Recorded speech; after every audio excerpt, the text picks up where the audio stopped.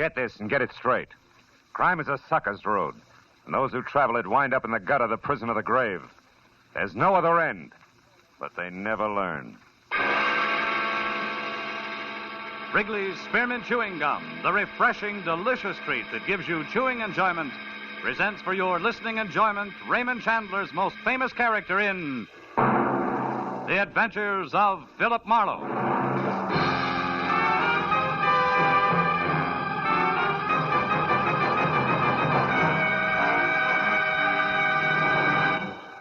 To make every day more enjoyable, treat yourself often to refreshing, delicious Wrigley's Spearmint Chewing Gum. Here's a taste treat you can enjoy indoors, outdoors, at work, or at play. The cool, long-lasting mint flavor refreshes you.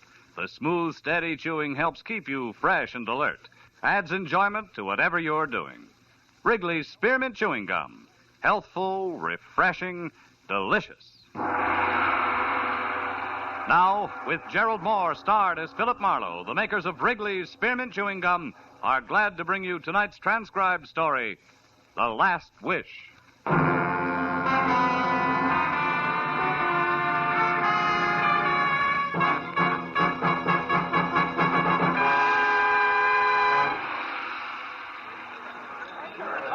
Flight 7 from Dallas, Texas, now arriving, gate 4.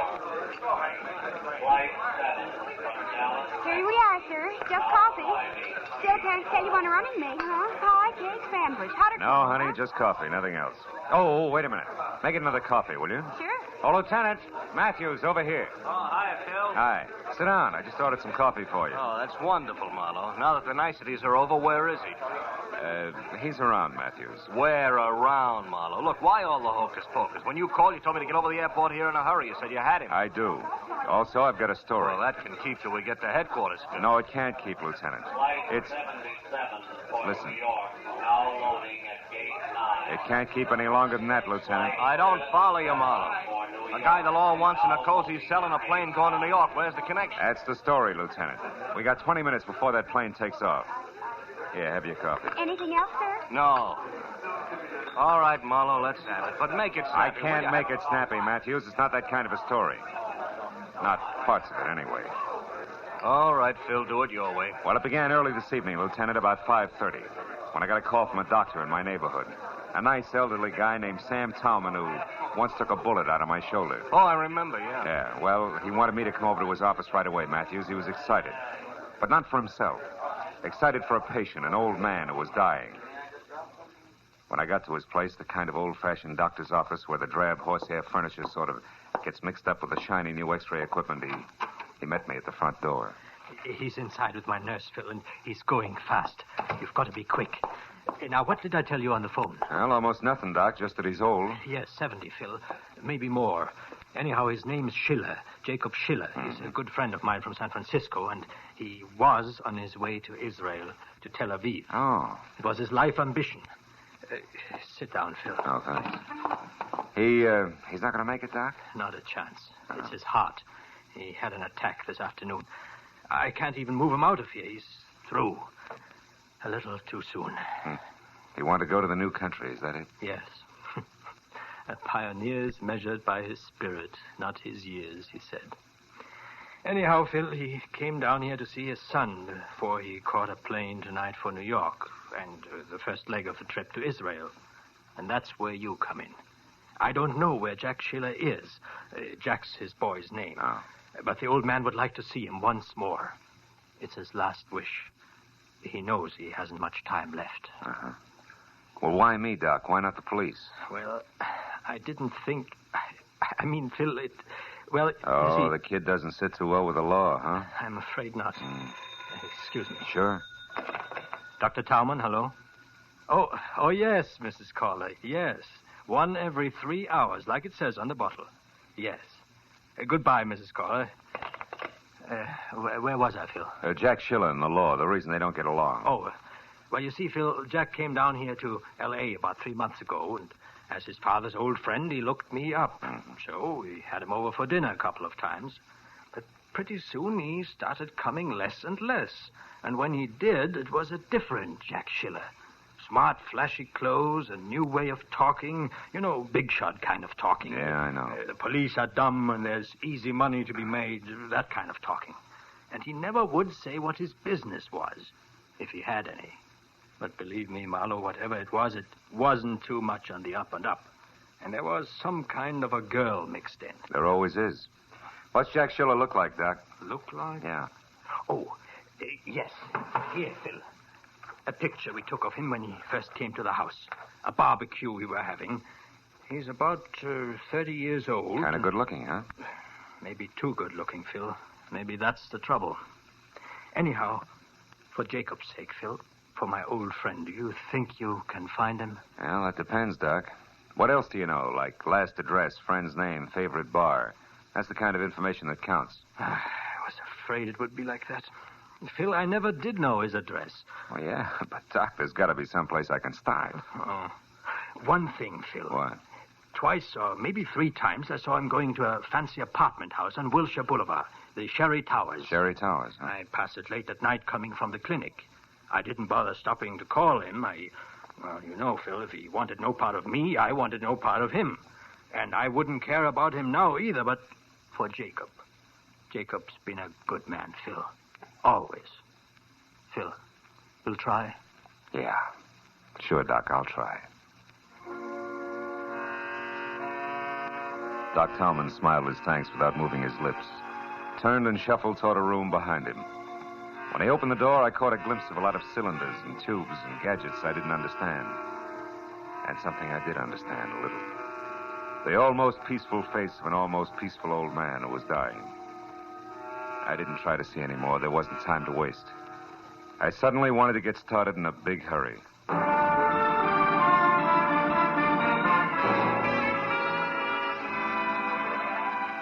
The Sherry Towers on Wilshire was made out of plaster, glass, brick, and acute angles. And it was anybody's guess what held it all together. The only person in the plush lobby was a tall man with a red turkey neck who had a toothpick and a cigarette jammed in one corner of his mouth. I walked over to the receptionist. Yes, that's right. Mr. Lederman's car at 9, Mr. Kelly's at 9:30, Washington Gas. That's it, Steve. Goodbye. Oh, yes, sir. Can I help you? I hope so. I'm looking for Jack Schiller. I'm an old friend of his from out of town. I tried his place, and a neighbor said I might find him here. The neighbor was right. Mm-hmm. But you're early. Miss Grant isn't through at the club until 10 at least. Miss Grant? Mm-hmm. Peggy Grant. She sings at the Crown Club. She's the one who lives here. Didn't the neighbor tell you that, too? Yeah, but the way he said it, I thought he was kidding. Yeah. You are from out of town, aren't you? Yeah, Pitchfork Corners. Well, good night, ma'am. Good night. Look for you later, Mr. Pitchfork. Oh, you big city slicker, you. Huh? Yeah? Pardon me for butting in, but I couldn't help overhearing you. I can tell you something about your friend Jack Schiller. All right, start telling. Well, let's step outside. I'd rather only you heard it. Oh, sure thing.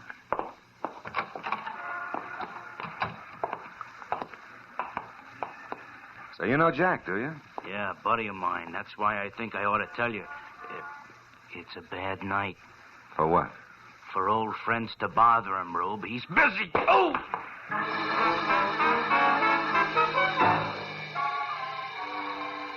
A roll of nickels that turkey neck must have had clenched in his palm. Folded me fast. By the time I climbed back onto a pair of wobbly knees, he was across the street into an alley and gone. But I cheered myself up at the thought that it was better this way. After all, with turkey neck coming out on top, I was only a friend of Schiller's from the sticks, so nobody had to worry about. And that thought helped, all right. Helped everything from the blood that trickled out of my mouth right down to the side. I hoped it would stop by the time I got to the Crown Club. Good evening. A table for one, sir? No, thanks. I think I'll watch from the bar. Yes. Oh, tell me, Captain, does Ross Holland still run this club? Oh, yes, sir. You're a friend of Mr. Holland? An acquaintance. Oh, well, in that case, sir, I must insist. A table. Oh. Andre, a table for one, vivement. This way, sir. The chanteurs will be on in a moment, so you cannot see as well from the bar. Uh-huh, thanks. I did want to catch her, a number. But this way, sir. Sir, there is something wrong? Hmm? Oh, no, I just changed my mind, Skipper. I think I'll go to the bar after all. It was Jack Schiller, no doubt about it. At a corner booth just beyond the bar and huddled close to a girl who was almost dressed in something strapless and spangled and who matched the display poster I'd just seen in the lobby labeled Peggy Grant. I ordered a drink at the bar and then walked it over to a celebrity picture gallery on the wall near them and listened to Schiller, all Now, smiles, darling, raise to the the drink to happy toast. end of Mr. George Mancini's squeeze play. And to your letters, back safe and sound in the lily white hands that wrote them. Hey, sweet, you're supposed to drink a toast, not stare it down. Baby, what is it? But, Jack, I'm worried. I do want everything to go right. Why, if you don't go get those letters from Mancini, everything I worked so hard for I couldn't will be catch it lost. all. Everything. But it was easy to fit together. Peggy Grant, who was now going up fast as a vocalist, had once been in love with and under the personal management of George Mancini. A preserved in alcohol combination agent producer was now going down even faster. And although she had never had a contract with Mancini beyond an oral agreement, her old love letters had included enough business for Mancini to drag them into court where they could stand up in lieu of a written contract and thus net Brother Mancini the customary 10% of Peggy's earnings. Baby, And to you say just so were about worrying future to leave every engagements little that neither detail of to them me. wanted. I haven't spent all this time cultivating Mr. Mancini at his lair on top of Sweetser Drive for fun, you know. Believe me, doll, we're in. Honest. All right, Jack, if you say so, darling, but will you know the letters I know, love letters. Forget it, Angel. I won't even open them. They belong to a long time ago, and I'm not interested.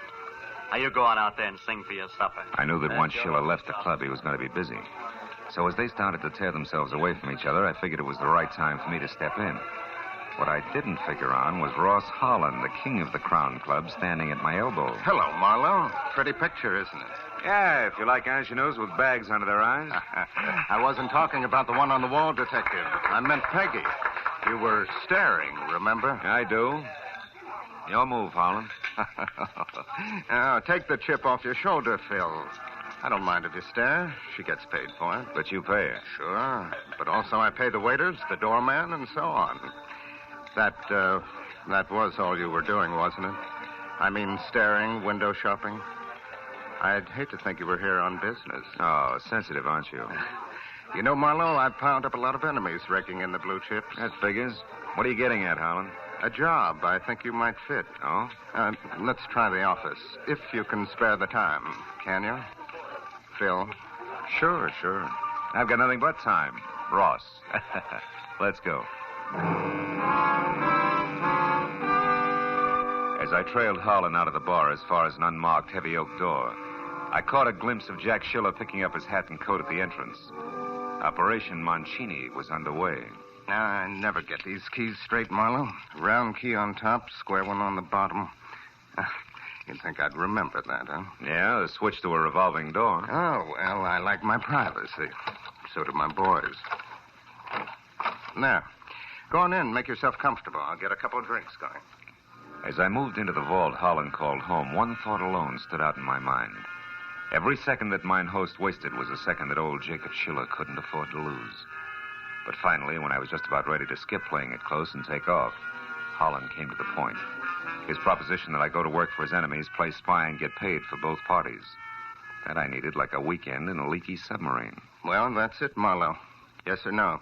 Yes and no, Ross. I'd like to sleep on it. Fair enough? Fair enough. Good night, Phil. Get to bed early, huh? It was all the cue I needed. I bum-joked my way out of his office, hurried through the club to the street, then ran for my car and pointed it for the top of Sweetser Drive in the Hollywood Hills. And the Schiller-George Mancini rendezvous I couldn't afford to miss.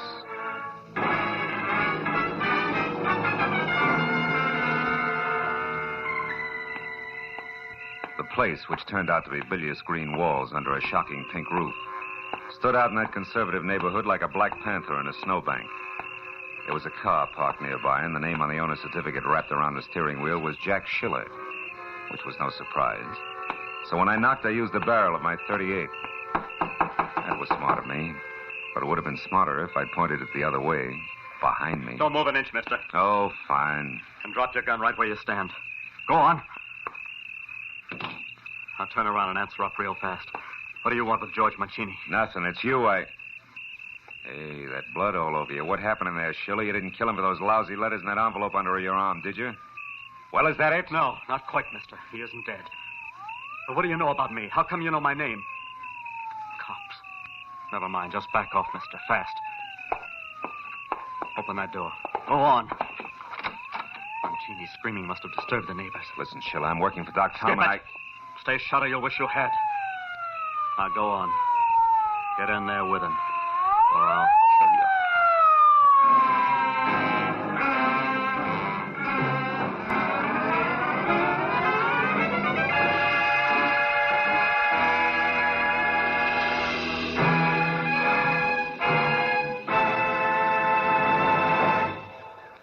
To make every day more enjoyable, treat yourself often to refreshing, delicious Wrigley's Spearmint Chewing Gum.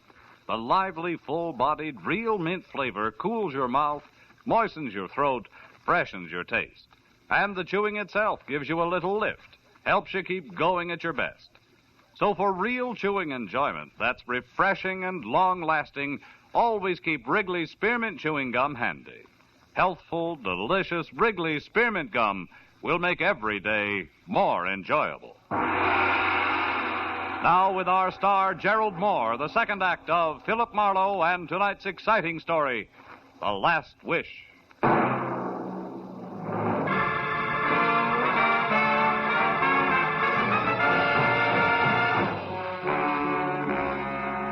It only took one look at the unconscious pulp on the floor inside to tell me that George Mancini had tried hard to hang on to the letters.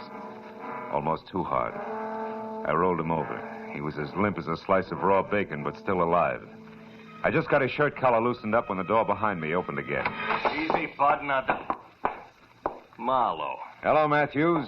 A little early for a lieutenant from Homicide. How come they sent you? They didn't. Becker and I were driving by when the call came out over the radio. Oh. One of the neighbors out here heard something and phoned in. Who is he, Marlowe? A guy named George Mancini. Uh-huh. Becker, see what you can do for him. Okay, Lieutenant. Oh, looks like he soaked up a lot of punishment. He did, but not from me, Matthews. Oh, no? What were you, Marlowe? Referee? Who did it? It was over when I got here. And the guy who did it didn't give me much time to talk. He had a gun. All of which still doesn't answer my question. I don't know his name. His occupation is loving a blonde. Is that why you're here, the blonde? Yeah, more or less. She was afraid of Mancini. He had some letters. Letters, huh? Which are long gone now, no doubt. No doubt. What's the blonde's name? Hey, Lieutenant. I think we better have an ambulance. This guy a long ways out. Okay, take care of it, Becker. Yeah, okay. Well, Marlowe. Now, look, Matthews, nothing's actually happened so far but this beating, and it's probably well-deserved. But the situation's touchy. Girl's worried silly if a name gets mixed up in a thing like this. All right. Now, listen to me. I want the guy who dished up this mess. Either that or the whole story down at headquarters. Now, which? Okay, you'll have him, but just give me a little time alone, and I'll deliver him on a platter. Oh, not I again. promise. 930, top of the hill. Oh, come on. It means a lot to me, Matthews.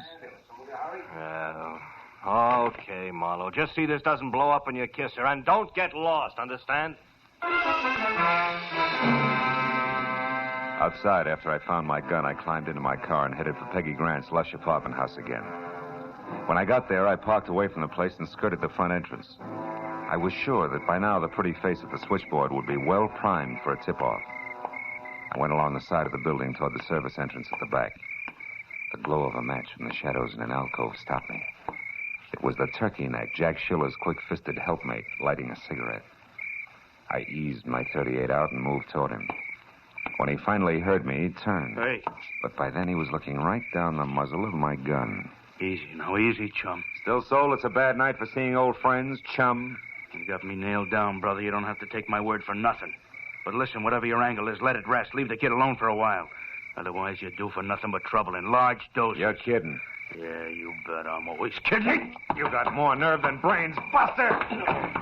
You can't pull that twice. Go fry your ears. You're making a cloud on the skull almost fun. Hey, wait a minute. All that stuff spilled on the walk there, it fell out of your pocket, didn't it? Didn't it? So what? So you don't have to say another word, watchdog. I'm beginning to get the whole thing all by myself. Sure. And what's more, you yellow jerk, I don't like it! The two small items I just seen on the walk made swinging the flat side of my gun butt against his head a distinct pleasure. They also made getting in the service door and up the stairs two at a time to Peggy Grant's apartment a definite gratification. Because now I had a Jim Dandy hunch on exactly what to expect. Come on, Princess, open up. Who are you? A cop? Expecting cops, Miss Grant? Not exactly. The milkman doesn't carry a gun, and my friends all use the front door. I'm the informal type. Where's Jack Schiller? Right behind you, mister. Again. This time, lay your gun on the table. Go on. Sure. You're slightly better than the guy downstairs. I got by him with no trouble at all. What's that? What guy? Why, you mean Peggy didn't tell you about the watchdog? What is this? Go ahead, Princess. Tell him about the turkey-neck character with orders to keep everybody away while Jack makes a fool of himself. Darling, get this idiot out of here. This is a trick. Why not also tell him who your real boyfriend is, baby? Why, you lousy... You should have learned a little from what happened to that skunk Mancini. Now go on back to him and tell him if he tries anything else like this, I'll go over him again. Right from the beginning. My. Aren't we spunky tonight? Now, look, Schiller, I want you to listen, and I haven't got all night. There's a guy downstairs who was sent out to see that nobody interfered while you played perfect pigeon. It was you who risked getting plugged when you went in after those letters. I want you were sucker enough not to read. Now it's you who's in a big jam with the police. And what's more, I found out that guy is one of Ross Harlan's boys. Oh, you liar, get out of here.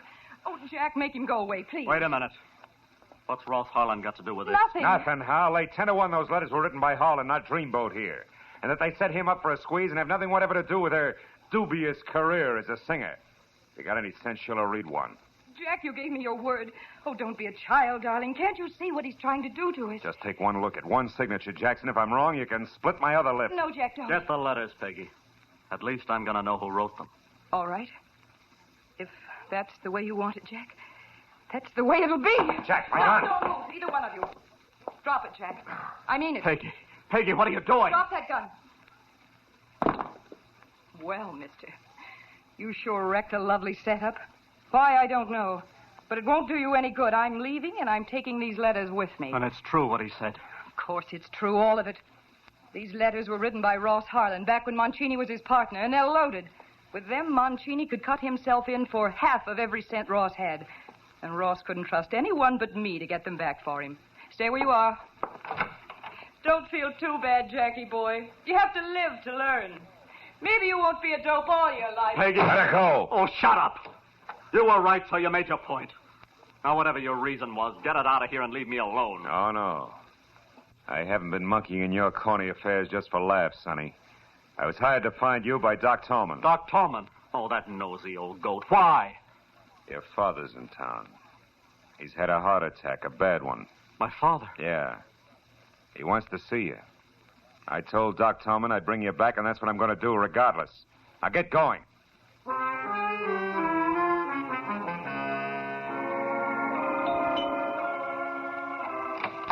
Oh, Phil, come in. I finally got Jack, Doc. Here he is. Hello, Doctor. Where's my father? Back in the bedroom. But... I'll go right in and see him. Jack. What? What is it? What's the matter? Jack, your father's dead. He passed away 20 minutes ago. Oh, I'm sorry, Doc. Dead? Oh, Pop. Pop. Here, my boy.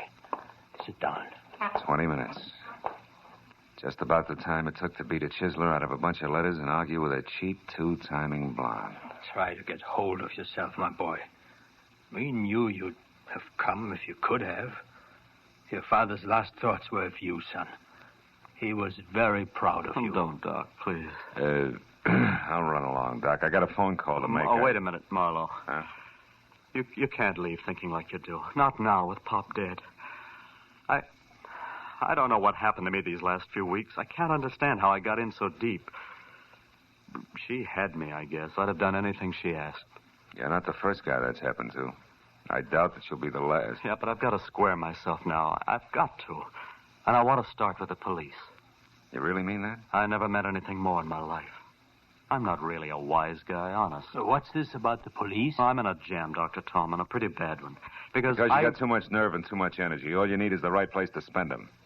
That gives me an idea. Is Jack your real name? No, it's really Jakob, like my old man's. Oh. Doc, where's that plane reservation for Jacob Schiller? Here. I have it right here. Wait a minute. You mean... Yeah, you're catching that plane. With luck, you may make it all the way. Oh, but you're letting me go, Marlowe. You'll be in a jam yourself. Well, I think I know a pair of strong shoulders I can dump the responsibility onto. Let's go, kid.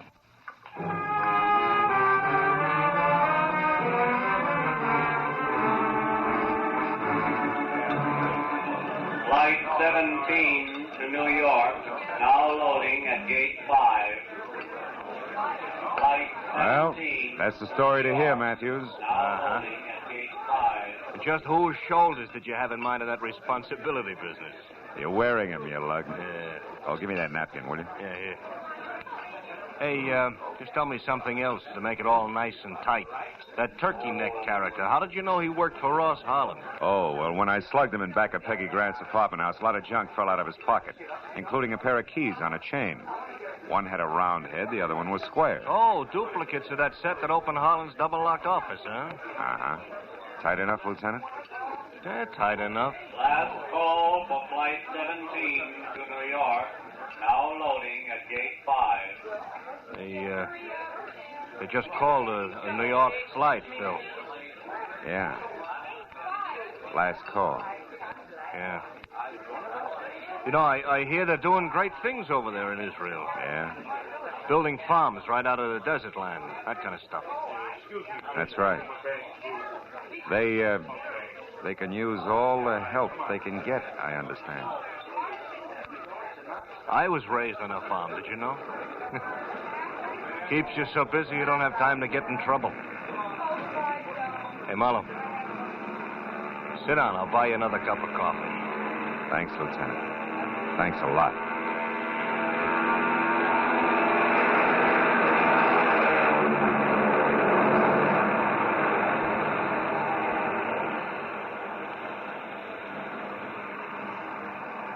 We watched the plane take off, swing in heavy, thundering grace, and head east. I guess we were both thinking the same thing. Two Jacob Schillers were on their way to the fulfillment of a promise. The old and the new promised land.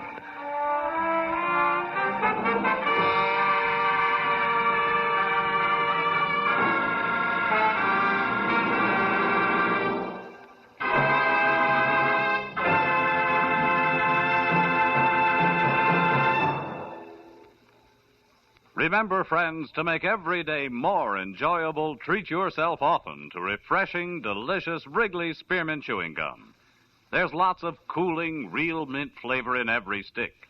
And chewing Wrigley Spearmint helps keep you feeling fresh and alert. You feel better, work better, get more fun out of doing things. So indoors, outdoors, wherever you go, keep some healthful, refreshing Wrigley Spearmint Chewing Gum handy. To make every day more enjoyable, treat yourself often to delicious Wrigley's Spearmint Chewing Gum.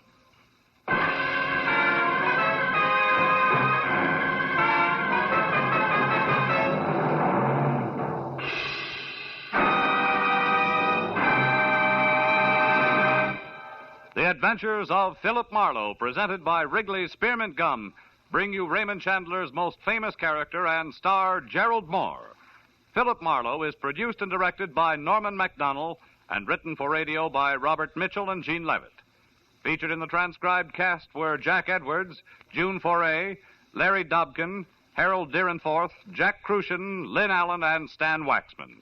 The special music is composed and conducted by Richard Arant. The makers of Wrigley's Spearmint Chewing Gum hope you've enjoyed tonight's adventure of Philip Marlowe and that you're enjoying Wrigley's Spearmint Gum every day.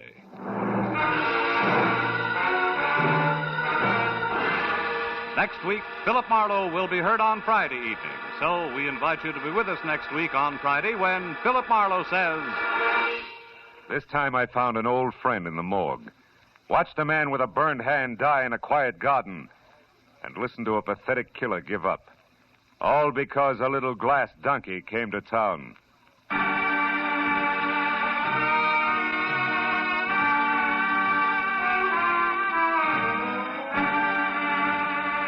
This is Bob Stevenson speaking, and this is CBS, the Columbia Broadcasting System.